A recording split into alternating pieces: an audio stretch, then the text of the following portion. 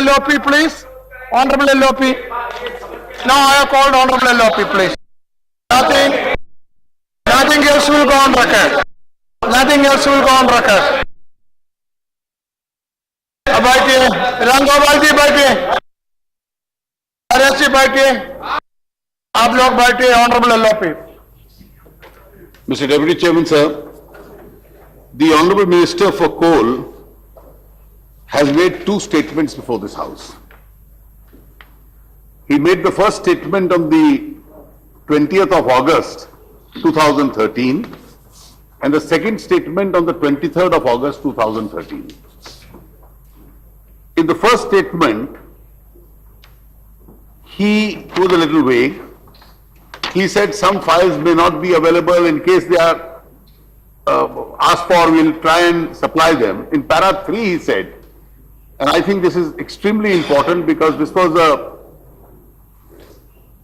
a methodology of concealing fair information, and I quote from his statement, CBI has inter alia asked for 157 applications, documents, which were prior to 28/6/2004, but have not been allocated coal, apart from few other files and documents.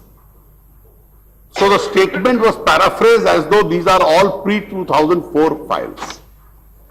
In his on the same day, when clarifications were sought, he made a statement in the House, ये फाइलें कैसे missing हैं?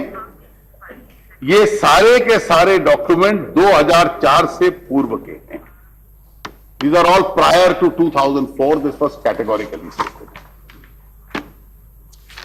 When members were not satisfied because reports were appearing that these are all documents between 2006 and 2009 and not the documents prior to 2004, he has now made a very interesting statement, which is an example of how the arithmetic of this government works.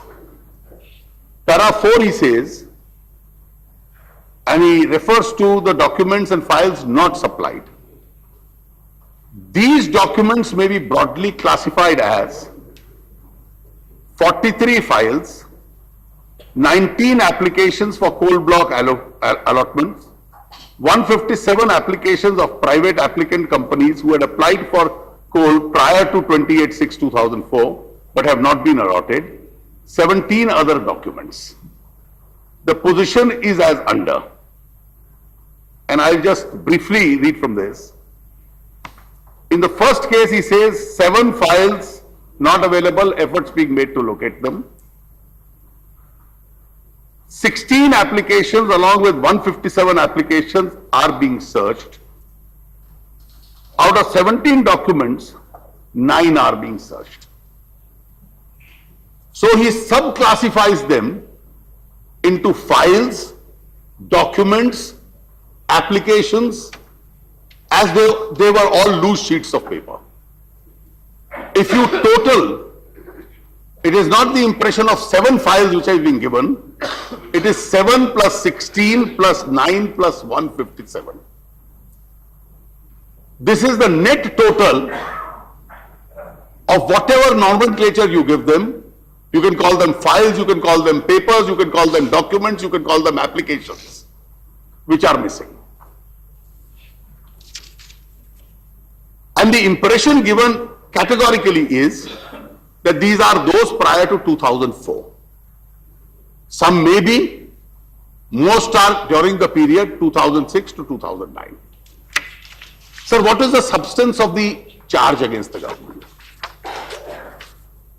That you allocated coal blocks in an arbitrary manner without charging any consideration. There was an act of nepotism. It was given to favorites.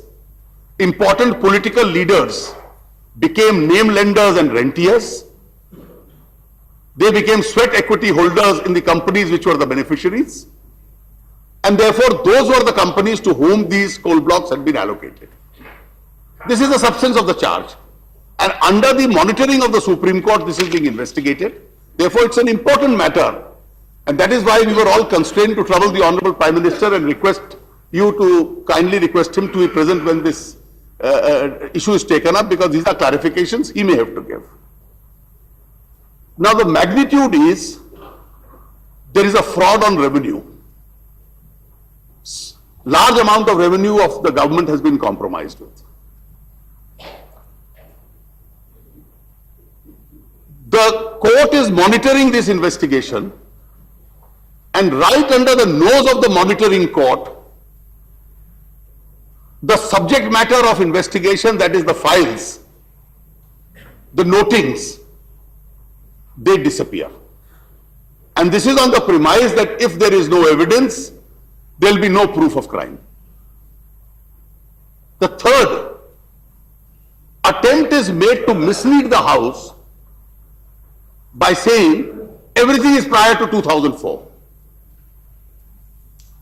If you take, Honorable Prime Minister, the different parameters of what can constitute bad governance, fraud on revenue, contempt of court, breach of privilege. On the last occasion I pointed out there is a possibility of contending there is a conflict of interest and destruction of evidence. So every conceivable element of bad governance is present there. And it's a case which has shaken the conscience of the whole society. And we are now faced with a situation that the files will not see the light of the day. And from the media reports which have been appearing, the files relate to those very specific cases where names of important functionaries close to the government are involved. My specific question therefore is, which we asked on the last day, which courts are also arguing, under these circumstances, destruction of evidence is a crime. Have you registered a case? Have you started investigating the case? Have you started taking the guilty to book? Have you started booking the guilty, those who are responsible for this destruction, or we have not started this exercise at all?